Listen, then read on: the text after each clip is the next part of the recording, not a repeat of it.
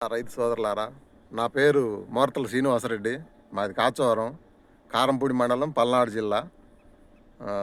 నేను ధనలక్ష్మి 44 అనే ఇత్తనం సెప్టెంబర్ 12వ తారీఖు మా సుబ్బారావు గారి దగ్గర నర్సరీలో తీసుకొచ్చి నాటిన తర్వాత మొదటిసారిగా 4 కట్టలు 28 పెట్టా 2 ఎకరాలకి.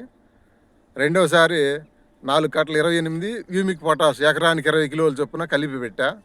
అది పెట్టిన తర్వాత 70 రోజుల దాకా, 70 నుంచి 75 రోజుల దాకా నేను పిరికెడు మందు కూడా వేయలేదు. అదే ఇంతకు ముందు అయితే 20 రోజులకు ఒక తడి వేస్తాం కదా, తడి వేసినప్పుడల్లా ఎకరానికి ఒక 2-3 కట్టలు అట్లా వేసేవాళ్ళం. కనీసం 4 తళ్ళకి 4 మూళ్ళు 12 కట్టలు తగ్గించి పెట్టినట్టే. ఇప్పుడు సెప్టెంబరు 12వ తారీఖు అంటే అది 9వ నెల, ఇది ఫిబ్రవరి 4 నెలల పైరు. చూడండి ఒకసారి ఎట్టుందో ఈ కాపు కానీ చేను పొజిషన్ కానీ ఎట్టుందో చూడండి. రైతులు ఒకటే గుర్తుంచుకోవాలి, అనవసరంగా ఫెర్టిలైజర్ మందులు పెట్టి పెట్టుబడులు పెంచుకొని పెట్టుబడులు రాక ఇబ్బంది పడటం అనవసరం.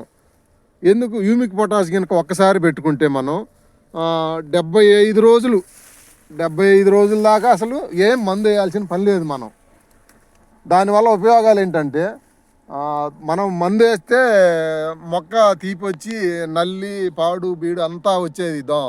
హ్యూమిక్ పొటాష్ పెట్టడం వల్ల నల్లి అనేది రాదు, చాలా తక్కువ. నేను ఈ సంవత్సరం పెట్టుబడి కూడా ఏటా పెట్టేదానికాడికి కనీసం ఎకరానికి ఒక 40,000 దాకా 35-40,000 సేవ్ అయినాయేమో అనిపిస్తుంది నాకు. ఖచ్చితంగా 40,000 సేవ్ అవుతాయి. ఇత్తనం కూడా ధనలక్ష్మి 44 నెంబర్ 1 వేసుకోదగిన ఇత్తనం, మంచిది. చూడండి కనీసం 4 అడుగులు లైట్ ఉంది. 30 క్వింటాలు 25 నుంచి 30 క్వింటాలు వస్తాయి అనుకుంటున్నాం. రెండో స్టెప్ కూడా కాసింది.